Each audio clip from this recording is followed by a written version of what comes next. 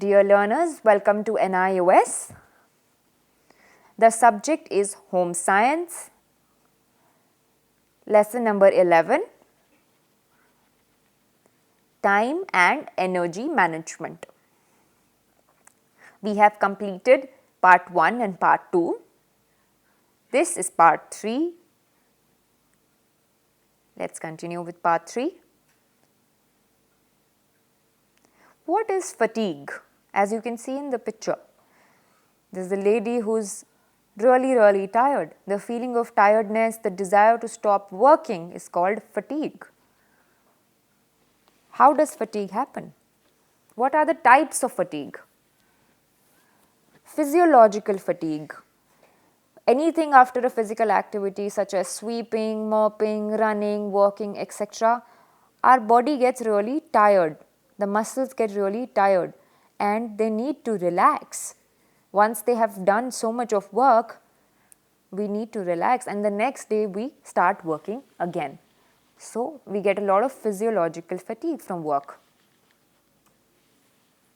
Second is psychological fatigue. Sometimes due to overworking, we can have psychological fatigue and we can get really stressed and tired, restless and experience discomfort in our body. So, it's very important to take breaks in the middle. As you can see in the picture, the person's bored. So, there's boredom fatigue. When we don't have anything to do, we have discontentment, we're yawning, we're restless. It can also cause boredom fatigue. We really want to do something, but there's nothing we can do. So, we're just yawning. So, that means you have unsatisfactory conditions like boredom fatigue. Frustration fatigue has a bodily discomfort.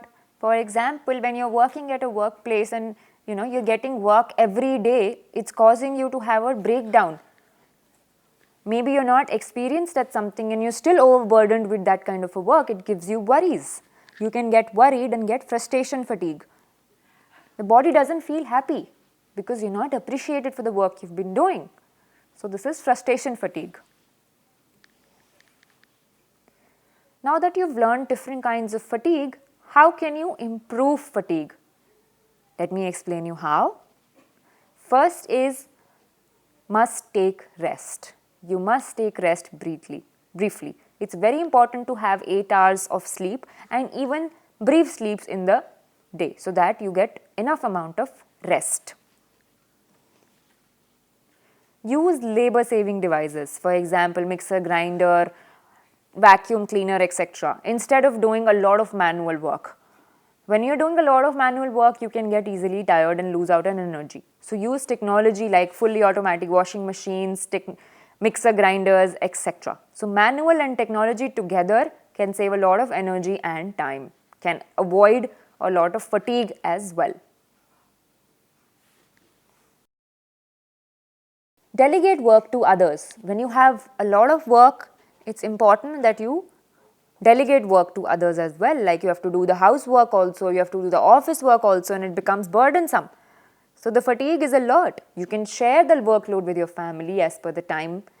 It's always best to divide the work at workplace as well and at family as well, so that everyone's happy and at peace. Make your work interesting. Be it your friends or your family or your workplace people, make it interesting. Use stories to discuss, keep inspiring and keep spreading positivity. Then the frustration can be avoided. So, make work really interesting. Work in groups instead of working alone. If a person's working alone, you can't be able to solve all your problems. So, it's always good that you work in groups so that people can support you and they can really help you in solving all the problems. Have a proper workplace. For example, everything in your room like a table, a setup, everything like something like an office. Instead of working and sitting on the bed and working, that will not give you enough amount of energy to work. We become lazy when we're working on the bed. So always work on a table, chair, lamp, light, etc. and a soundproof room. Then your ideas will flow automatically. Cleanliness leads to the flow of ideas and keeping the energy intact. Have proper equipments like laptop, notebook, pen, etc. Whatever you need for your kind of job. For tailoring, you would need a machine, a needle, threads, etc. So always keep your things prepared so that it's easily available. Your proper equipments are easily available. Develop skills at work. When you have skills at work, keep developing them. Don't keep a break on that. Keep developing and keep increasing your skills.